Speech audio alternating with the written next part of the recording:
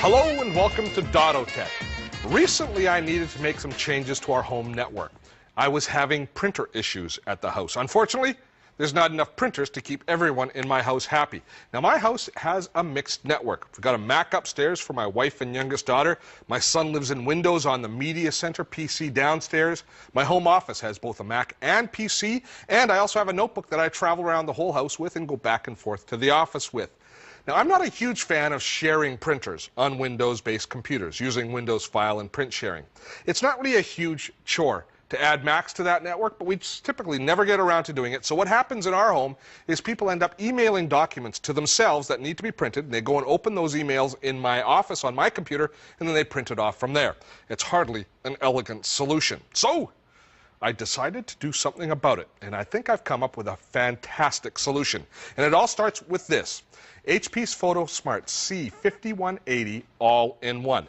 Now this is a great mid-priced all-in-one. It's a good scanner, it's a wonderful printer, it does a great job on photo printing, but the key for me is it has built-in Ethernet, meaning that I can plug this into an Ethernet network. Now, everybody's wireless networks now have Ethernet cables in the back as well. So you can, even on your wireless network, hardwire in a computer, or in this case here, a multifunction device. So I've got my Ethernet cable here all ready to plug in. But what I wanted to walk through today is showing you how this kind of lives in a multi-platform environment and walk you through the proper process of doing installation. Because a lot of people, typically when they get the printer out of the box, what they do is they start plugging everything in before reading a small set of instructions. Do yourselves a favor and follow the Start Here manual, which basically walks you through the process. The key thing here is the order that you do all of the steps. If you do them out of order, you'll probably end up installing your printer properly. But sometimes you have to take a step back, and it makes it a little more difficult, certainly makes it more difficult to troubleshoot. So following the proper process, good idea. Now I've done that. I've already installed my ink cartridges, I've cycled the printer, aligned the cartridges, and now it asks me to plug in the Ethernet cable, which I've done, so the printer is ready for us to install the software. And I've actually begun that process as well. I've stuck the CD in, and we're doing it in the MacBook here. We're installing it on the Mac to show you that side of the story.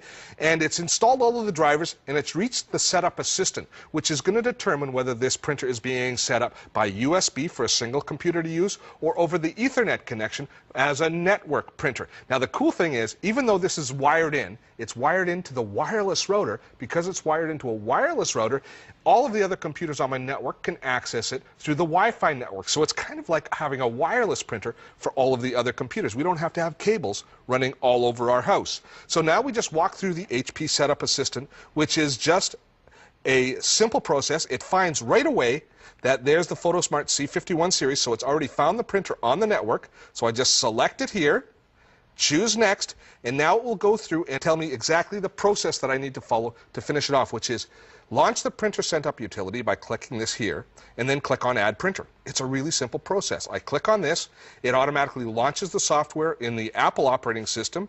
To set it up, I click Add Printer, and it finds the printer right away. I click Add That, ask it to add it.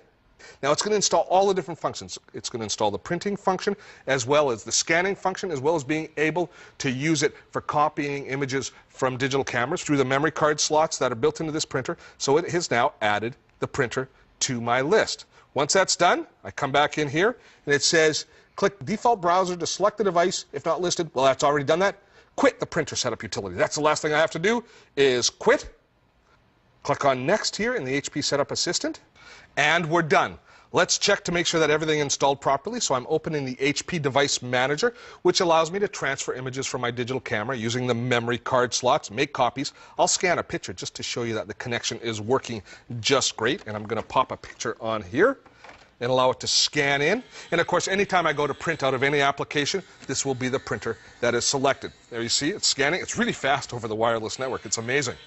Now, this has proven to be one of the best additions to our home network. Easy to install. Now everyone out of the house is benefiting. And one other very cool feature is the Photosmart 5180 has multiple paper trays, one of which is dedicated to photo paper. So I always have some of HP's advanced photo paper in the 4x6 tray so that my wife can print off photos anytime she wants without having to make a special trip down to my office to put paper in. Now we've got one all-in-one serving the whole extended multi-platform family. And it isn't the only HP all-in-one or printer that you can do this with. Many peripherals in the HP lineup have built-in Ethernet, and you can do this with any of them. It is a truly slick solution, which is cost-effective and efficient. It puts the smart in Photosmart.